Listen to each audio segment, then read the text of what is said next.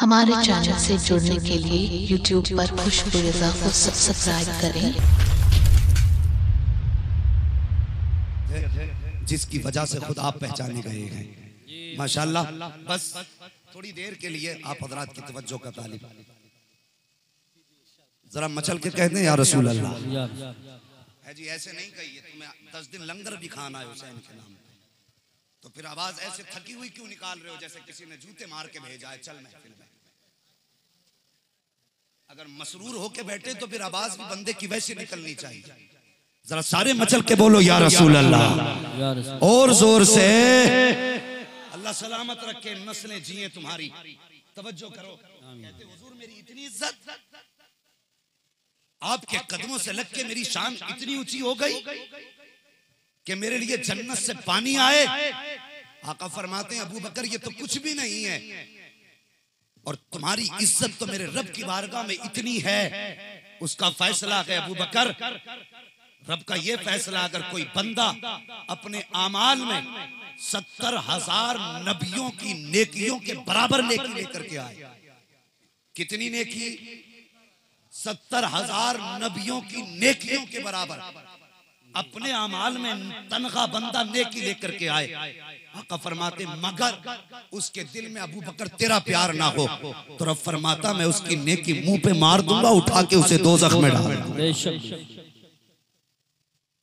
तेरी मोहब्बत शर्त है जन्नत में जाने के लिए।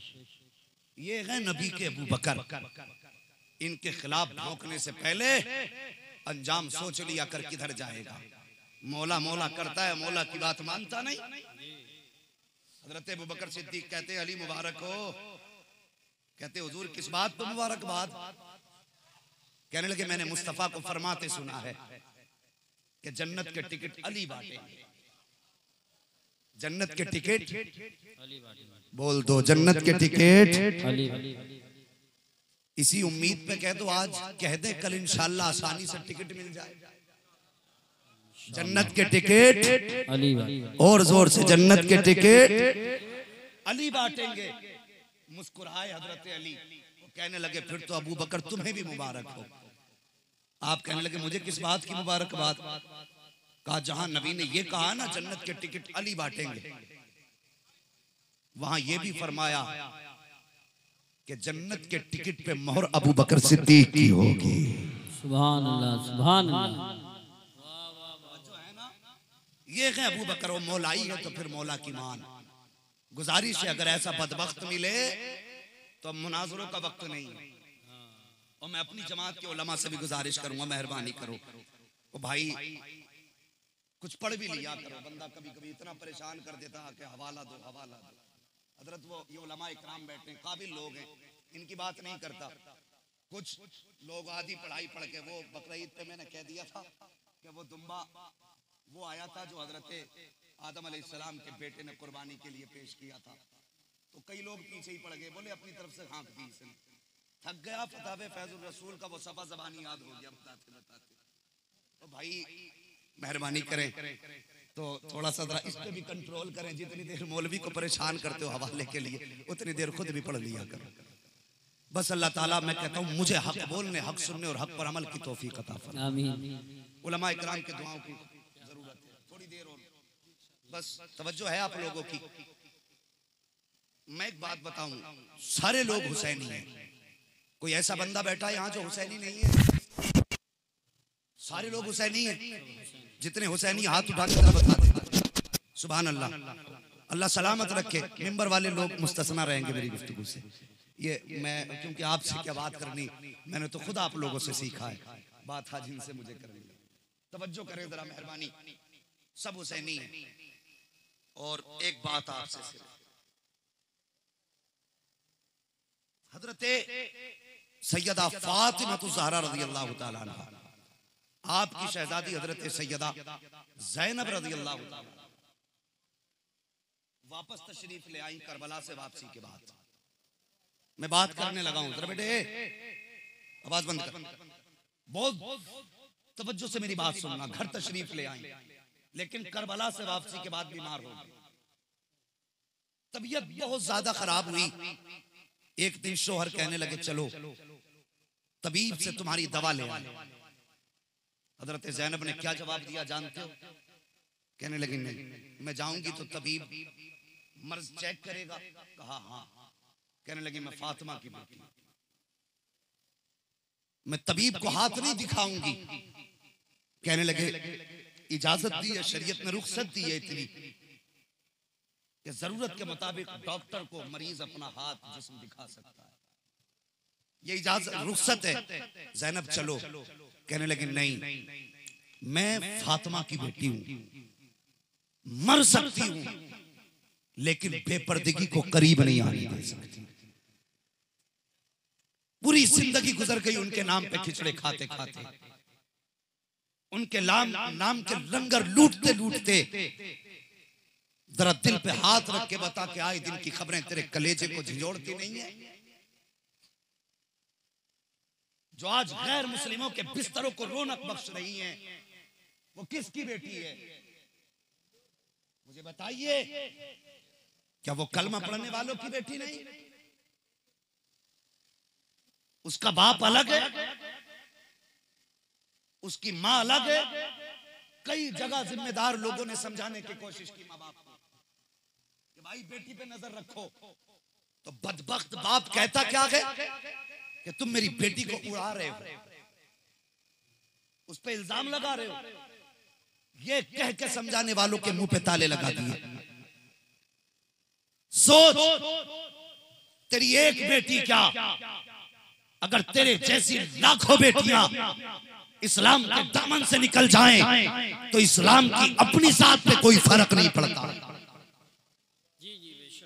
लेकिन तेरी एक छोटी सी गफलत की वजह से लोग पैगंबर के दीन पे उंगली उठाते हैं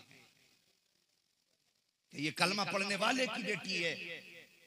कोई फोटो खींच रहा हाथ पकड़ के, कोई बाहों में लेके, और तुझे गैरत नहीं आई? तुझे फिक्र है तो MBBS बनाने की फिक्र है, तुझे फिक्र है तो डॉक्टर बनाने की फिक्र है। नहीं, मुझे अपनी बेटी पे बड़ा एतमाद है, वो मेरी गर्दन को शर्म से नहीं झुकाएगी। और ये एतमाद लेके डूब गए तुम्हें, ये भरोसों ने बर्बाद कर दिया तुम्हें। तुम्हारी ही वो बेटियां हैं जो आज गैर मुस्लिमों के बिस्तर पे लेटी हैं। तुम कहते थे भरोसा है इन पर, ये तेरे घर से चली गई, फिर तुम मुंह छुपाता फिर रहा है। और यार मैं कहता हूँ, ऐसी डिग्री को किधर लेके जाओगे जो तुम्हें ना कब्र का मुंह दिखाने का छोड़े, ना हश्र में मुंह दिखाने का छोड़े। और फाड़ दो ऐसी डिग्रियां जो हमसे आबरू छीन ले। वो कुरान दे दो इनके हाथ में जो दुनिया में भी इज्जतें बख्श दे, आखिरत में भी इज्जतें बख्श। बेशक बेशक, सुभान अल्लाह सुभान अल्लाह। हक शर्म नहीं आती? MBBS कराएगा, डिग्री कराएगा। हम तालीम के मुनकिर नहीं, हम तालीम के मुनकिर नहीं है, मगर एक बात तुमसे कह के जाएंगे, तुमने 10-10 माला बिल्डिंगें बना ली, हर कोने में तुमने AC लगा लिया, तुमने 10-10 लाख के होटल बनाए हैं, 1-1 करोड़ के तुमने होटल और प्लाजे बनाए। क्या तुम में से किसी ने इतना काम किया कि एक लड़कियों के लिए इंटर कॉलेज बना के कौम को दे देता? क्या बात है। हमारे पास दौलत है मगर दिखाने के लिए, हमारे पास पैसा है मगर अपने भाई को नीचा करने के लिए। क्या तुम इतने गए गुजरे हो जो तुम बेटियों की तालीम के लिए एक अलग स्कूल ना बना सके? तेरे दामन में है किस लालो जवाहर की कमी, तू किसी और के दामन की तरफ क्यों देखे? तुझे क्या ना दिया मुस्तफा ने? खुदा की कसम, नबी का कलमा पढ़ने वाला अगर 10 साल का बच्चा 30 पारों को सीने में उतार सकता है, तो खुदा की कसम जो इंसान, जो बच्चा हाफिज कुरान बन सकता है, वो आदि मेहनत के अंदर वो बच्चा की MBBS डॉक्टर भी बन सकता है। मुश्किल काम है कुरान को याद करना। जो कौम कुरान को सीने में उतार ले, MBBS बनना तो उसके लिए चुटकियों का काम है। मगर मेरी कौम 10वीं तक बच्चे को पढ़ा के बड़ी खुश होती है फख्र से, हाँ हाई स्कूल करा लिया बेटे, दुकान में बैठ, वाह बहुत आगे गया था। बेटे को मास्टरनी बनाने का शौक है बेटी को, और शर्म कर, ऐसे स्कूल में डाल जहां इसकी इज्जत महफूज रहे, ऐसी क्लास में जाके बैठा जहां पढ़ने वाले भी बेटी हो, पढ़ाने वाली भी बेटी हो। लेकिन मुझे मालूम है मैं जिस कौम से बात कर रहा हूं, मैं उस कौम से बात कर रहा हूं जिसके एक भाई की बेटी घर से निकलती है तो दूसरे भाई का बेटा चौराहे पे खड़े होकर के कुत्तों की तरह तकता है। मालूम है मैं किस कौम से बात कर रहा हूं। खुद हमसे हमारी बेटियों की इज्जतें महफूज नहीं, हम किसकी आबरू बचाएंगे? अभी हाथ उठवा लो कि हुसैन के नाम पे गर्दन कौन कटाएगा, सब खड़े हो जाएंगे। और यार तुझे गर्दन कटाने का जज्बा है, बहन की आबरू बचाने का जज्बा नहीं। बने फिरते मुसलमान मुसलमान, उठा तारीख इस्लाम है क्या? मुस्तफा के मदीने की गलियां, वो यहूदियों का बाजार है। एक बेटी उस बाजार में आ गई सौदा बेचने के लिए या किसी काम के लिए। बाजार यहूदियों का था। इज्जत के लुटेरे जब उन्होंने बच्ची को देखा कूद पड़े, बच्ची की कलाई थामी। जब उसकी कलाई थामी बच्ची बेबसी के आलम में आ गई और एक जुमला उस बेटी ने कहा था, क्या मोहम्मद के शहर में इसकी आबरू बचाने वाला कोई नहीं? इतनी बात उस अजनबी बच्ची ने कही थी। वो मदीने की रहने वाली नहीं थी, वो किसी दूर से दूसरी जगह से आई थी। लेकिन जब उसकी इज्जत पे हाथ डाला गया, उसने छोटी सी बात कही थी, क्या कोई मुस्तफा के मदीने में ऐसा भी नहीं जो मेरी इज्जत की हिफाजत कर सके? इतनी बात बच्ची ने कही है। उसी बाजार में एक नबी का कलमा पढ़ने वाला हाथ में थैला लेकर के सामान खरीद रहा था। ये आवाज उसके कानों से टकराई। उसने सुना कोई मुस्तफा के शहर की दुहाई दे रहा है, कोई मेरे नबी के शहर का नाम ले रहा है। उसने सामान छोड़ा, तोड़ करके गया। क्या देखता कि यहूदी ने बच्ची का हाथ पकड़ रखा है। उसने जब उसको देखा, तलवार निकाली, जाके धक्का दिया, हाथ छुटाया और कहने लगा, खबरदार अब इस बच्ची की तरफ हाथ मत उठा देना। उसने कहा, तेरा क्या रिश्ता है इससे? उसने कहा, ये मेरी बहन लगती है। अल्लाह अकबर। जैसे यहूदियों ने इतना सुना, कहा, जा चला जा वरना जान से हाथ धो बैठेगा। जब इतनी बात उस नौजवान ने सुनी, कहा, तुम जानते नहीं हो हमने मदीने वाले मुस्तफा का कलमा पढ़ा है। जब एक बार ठान लेते हैं तो फिर कदम पीछे नहीं हटाया करते। जिसकी माँ ने दूध पिलाया है, अब इस बच्ची की तरफ आंख उठा के दिखाए। जैसे मुस्तफा के कलमा पढ़ने वाले ने इतनी बात कही थी, अल्लाह अकबर, यहूदी चीख पड़ा, आवाज दे के कहता है, आओ मेरी कौम के लोगों, एक मुसलमान है और हमारी गैरत को ललकार रहा है। सारे लोग तलवारें लेकर के आ गए।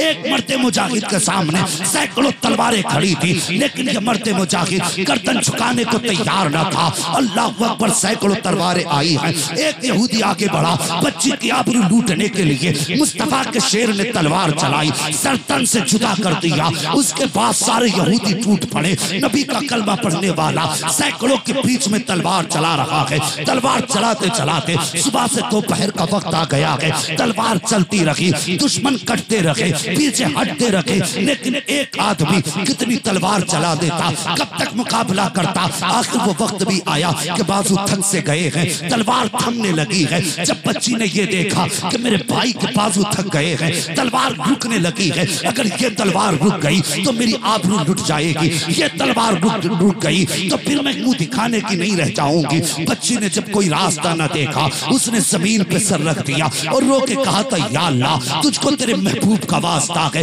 मेरी लुटती हुई आबरू को बचा ले। या अल्लाह, मेरे भाई मेरी हिफाजत के लिए आया है, अगर ये कट गया तो मेरी आबरू कौन बचाएगा? या अल्लाह, तुझे तेरे प्यारों का वास्ता है, मेरी आबरू की हिफाजत का इंतजाम फरमा दे। इधर बच्ची ने रो के इतना कहा था, उधर पीछे से नारे तकबीर की सदा बुलंद हो जाती है। जैसी बच्ची ने इस आवाज को सुना है, सजदे से सर उठाया तो क्या देखती है? पीछे से मुस्तफा अपने गुलामों के साथ तशरीफ ला रहे।